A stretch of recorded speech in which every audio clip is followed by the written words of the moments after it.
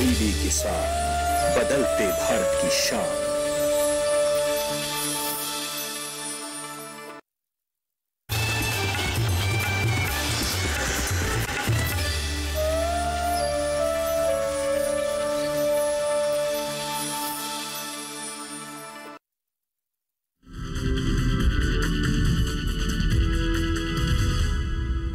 नमस्कार, मैं आदिति शर्मा स्वागत करती हूं आप सभी का खेत खलिहान के इस नए अंक में। किसान भाइयों बहनों, खेत खलिहान एक ऐसा कार्यक्रम है जिसके जरिए हम आप तक खेती किसानी से जुड़ी महत्वपूर्ण जानकारियां पहुंचाते हैं। और आज इसी कड़ी में हम आपको बताने वाले हैं अमरूद में किए जाने वाले समसामयिक कार्य और बैंगन में कीट प्रबंधन के बारे में। तो फिर आइए आज के इस अंक की शुरुआत करते हैं। किसान भाइयों बहनों, आज के हमारे इस पहले सेगमेंट में हम आपको बताएंगे कि अमरूद के बागों में कौन कौन से समसामयिक कार्य किए जा सकते हैं जिससे आगे चलकर हम अच्छी फलत प्राप्त कर सके। तो आइए जानते हैं इसके बारे में विस्तार से। सभी किसान भाइयों को मेरा राम राम। आज हम बरसात की अमरूद की फसल के बारे में कौन कौन सी हमें सावधानियां रखनी है जुलाई के महीने में, उस विषय पर चर्चा करेंगे। साथ में हम ये भी चर्चा करेंगे कि जिन किसान भाइयों के नए बाग लगाए हैं उनको इस समय कौन कौन सी क्रियाकलाप करने हैं, क्या क्या सावधानियां रखनी हैं और कौन कौन सी जानकारियां अगर किसान भाई ध्यान रखेंगे तो उनके बाग में कम से कम समस्याएं आएंगी और अधिक से अधिक उत्पादन ले सकेंगे। सबसे पहले हम चर्चा करेंगे जिन किसान भाइयों के पहले से ही बाग लगे हुए हैं, उन किसान भाइयों को एक चीज़ का बहुत अच्छे से ध्यान रखना है कि बरसात की फसल अगर वो लेना चाहते हैं, पहले तो हम किसान भाइयों को यही सुझाव देते हैं कि बरसात की फसल कम से कम लें और सर्दियों की फसल पर ज़्यादा ध्यान दें, तो उससे उनका ज़्यादा फ़ायदा होगा। और जिन किसान भाइयों के पास में बरसात की फसल है और उन्होंने अभी तक अपने अमरूद की बैगिंग नहीं की है, बैगिंग करते समय आपको ध्यान रखना है कि जैसे ही आपका फल बेर के आकार का हो जाए उस समय आप उसको पॉलीप्रोपाइलीन ट्यूब से आप उसको बैग करें।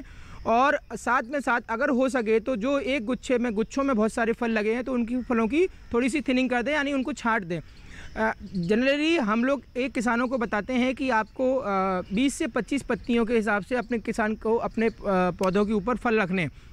तो अगर किसान भाइयों ने बैगिंग नहीं की है और अभी भी उनका फल अगर बेर के आकार का है तो कृपया करके बैगिंग कर दें, क्योंकि 2 बारिश हो चुकी है, फल मक्खी का प्रकोप धीरे धीरे बढ़ने लगेगा और बाद में ये काम करेंगे तो आपको कोई फ़ायदा नहीं होगा।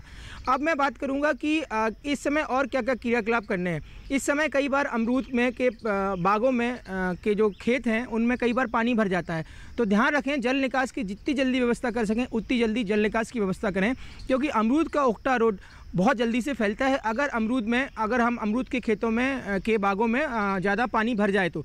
इसके साथ साथ हमें इस समय ध्यान रखना है कि जिन किसान भाइयों के खेत में बहुत ज़्यादा घास हो रही है, कई बार वो कहते हैं कि बहुत ज़्यादा लेबर लगती है, उससे मैंने खुद अपने क्षेत्र में अपने इस जो शोध वाले क्षेत्र हैं उसमें मैंने देखा है कि इसमें हमारी जो लेबर की कॉस्ट है वो सिर्फ 10 से 15% लेबर की टोटल कॉस्ट में सिर्फ एक बार अगर हम इस मशीन को ख़रीद लें तो इससे भी बहुत अच्छी घास की कटाई हो जाती है।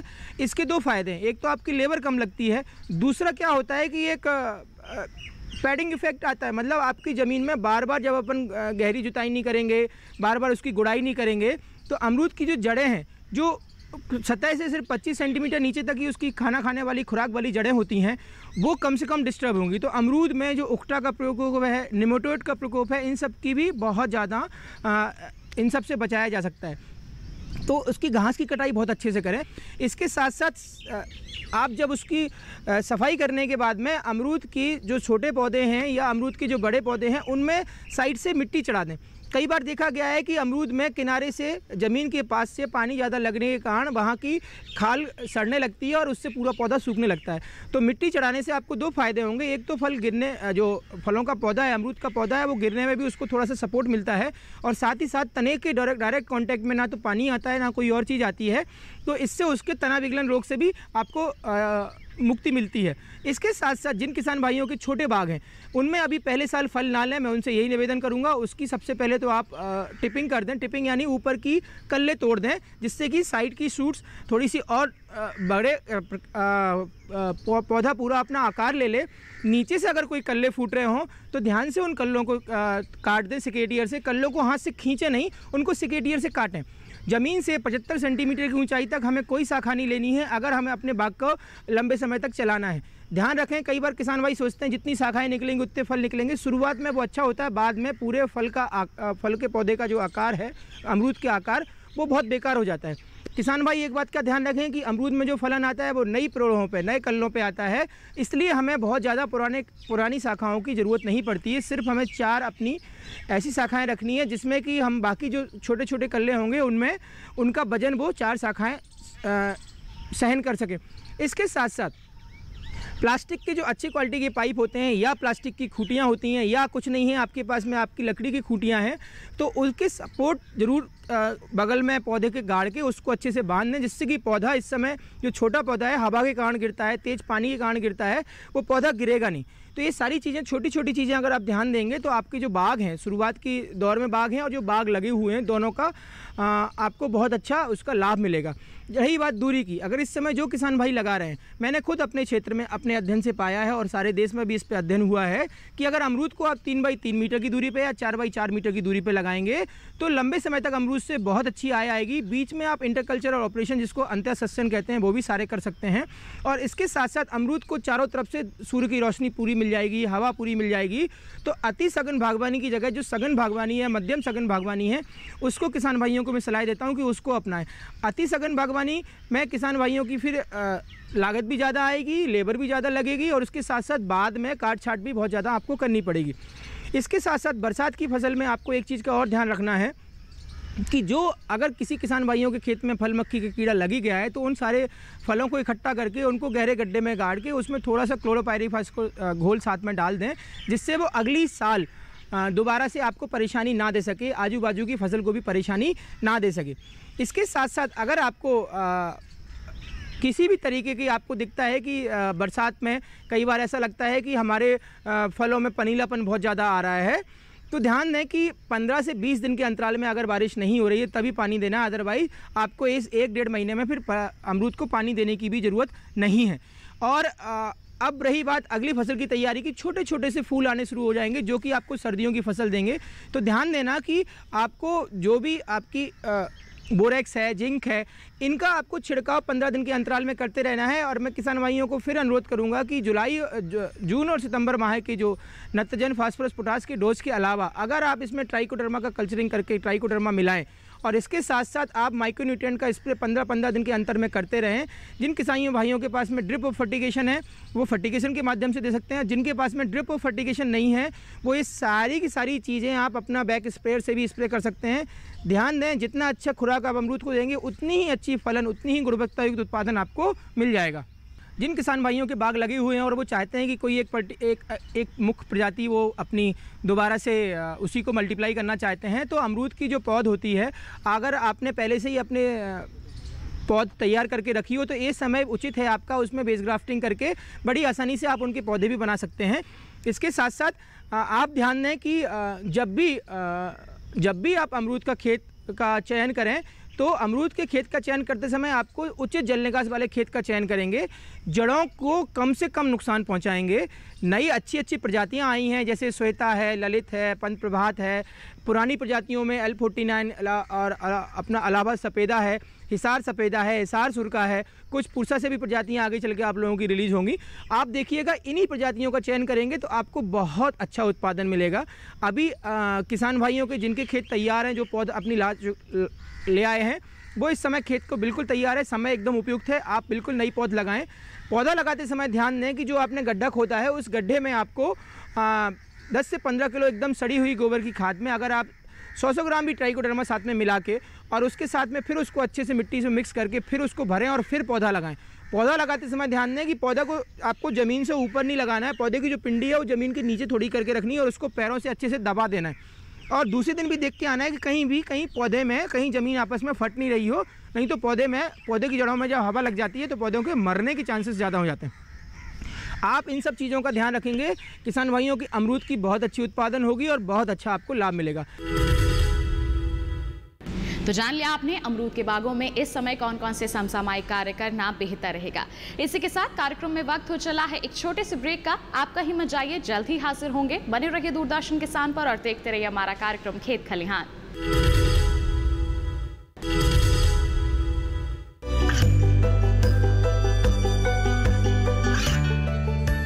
और पिछड़े क्षेत्रों में सरकारी योजनाओं की जानकारी पहुंचा।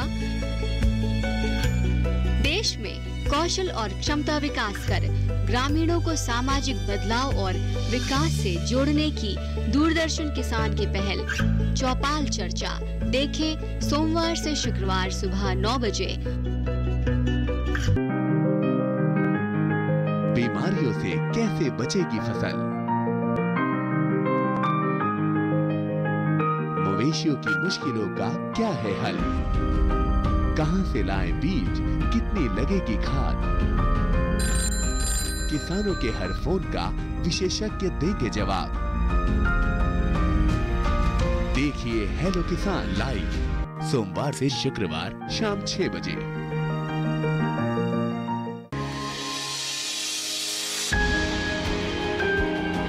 सहेजे कण कण को, सुंदर दे रूप रंग आकार, स्वस्थ जीवन रहे जमी पर, इंद्रधनुष हो साकार। देखिए प्रकृति की ओर गुरुवार सुबह 9:30 पर। ब्रेक के बाद किसान भाइयों बहनों, खेत खलिहान कार्यक्रम में आप सभी का फिर से स्वागत है। ये जो समय है इसमें कीटों का प्रकोप काफ़ी रहता है और अगर हम खास तौर पर बात करें बैंगन की तो इसमें भी कई तरह के कीट हैं जो फसल की बढ़वार को प्रभावित कर सकते हैं। इसके लिए ज़रूरी है कि हम सही तरीके से और सही समय पर इनका प्रबंधन कर लें। तो किस प्रकार से कीट प्रबंधन किया जा सकता है जानते हैं इस रिपोर्ट के जरिए।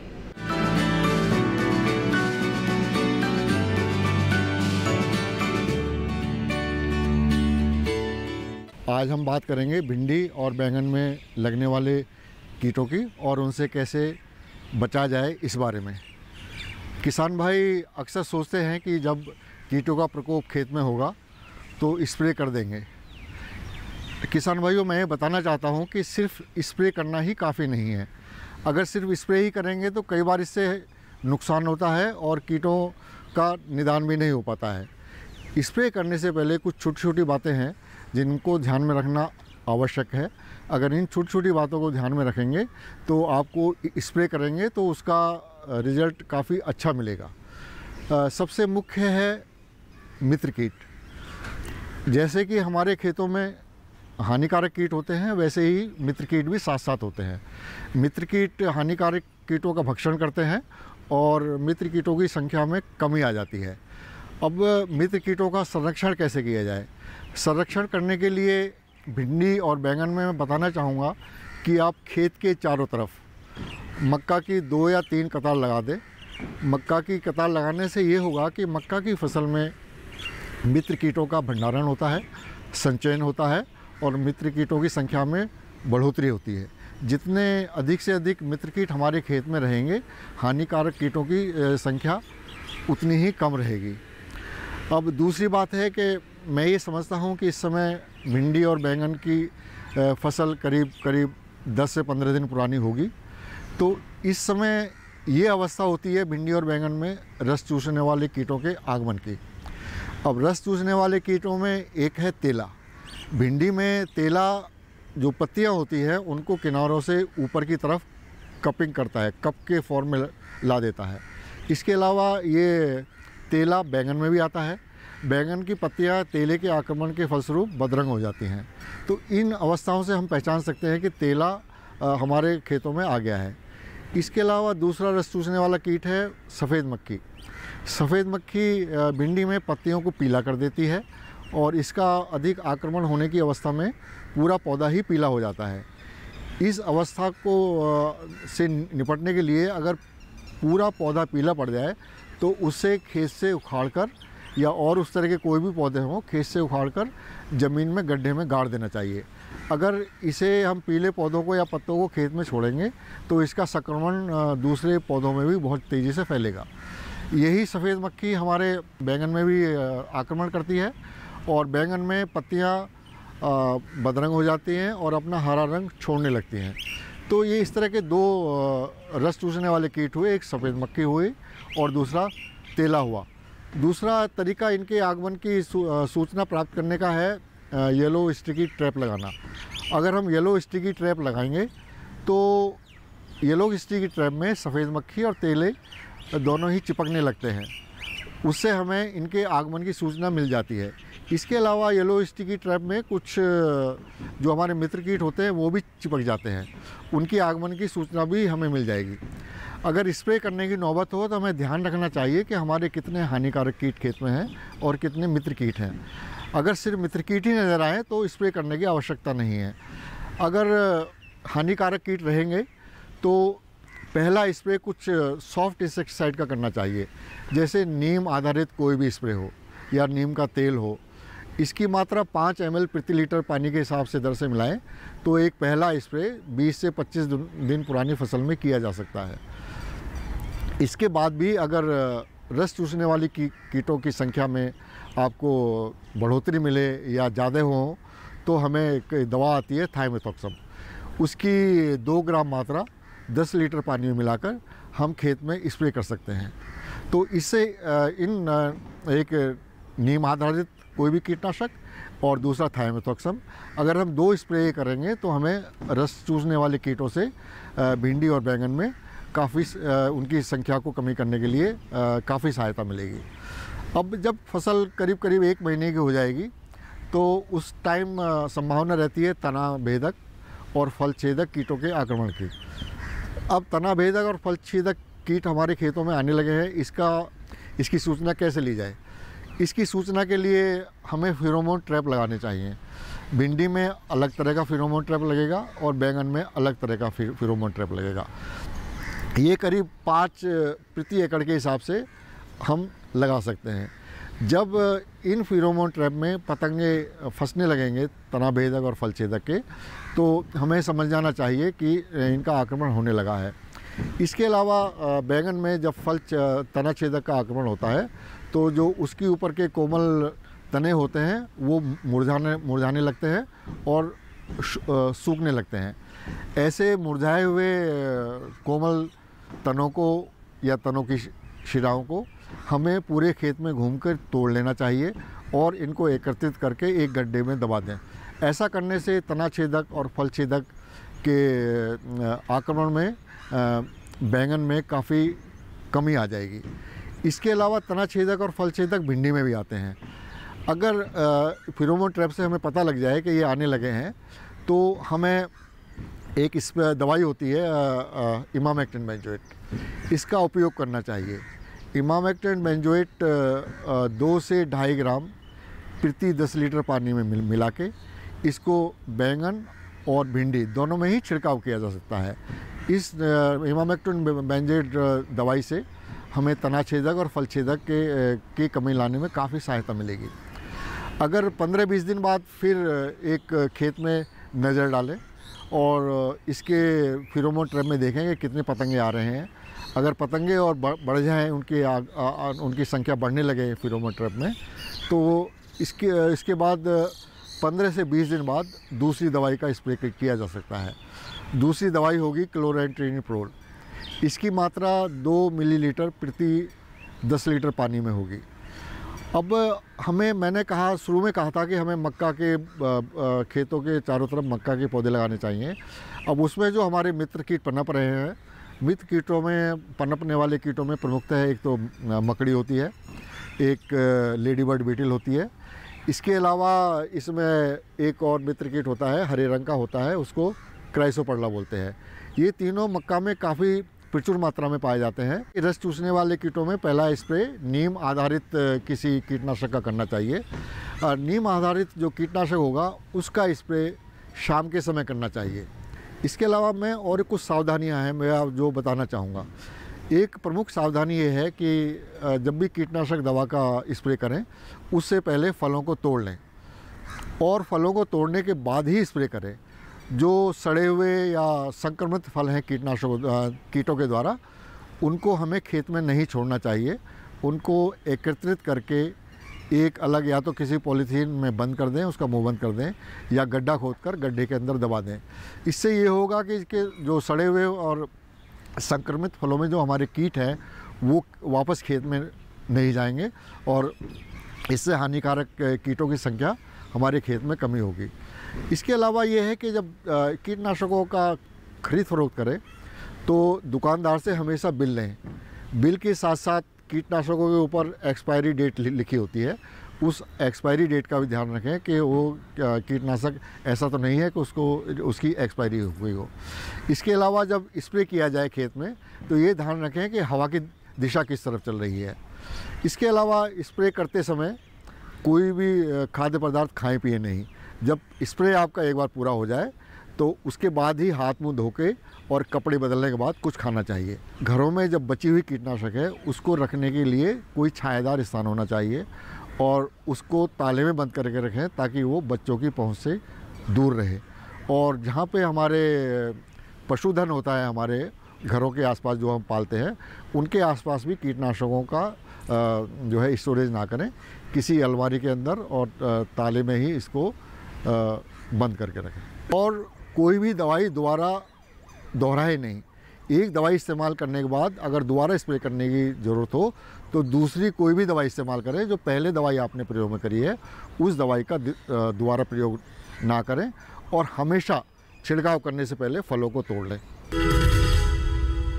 तो किसान भाइयों बहनों, जान लिया आपने बैंगन और मिर्च में कीट प्रबंधन आप किस प्रकार कर सकते हैं। कार्यक्रम की शुरुआत में हमने आपको बताया था अमरूद में किए जाने वाले समसामयिक कार्यों के बारे में। इसी के साथ आज के इस अंक में बस इतना ही। अगले अंक में करेंगे आपसे मुलाकात कुछ नई और महत्वपूर्ण जानकारियों के साथ। तब तक के लिए हमें दीजिए इजाजत। आप बने रहिए दूरदर्शन किसान पर। नमस्कार।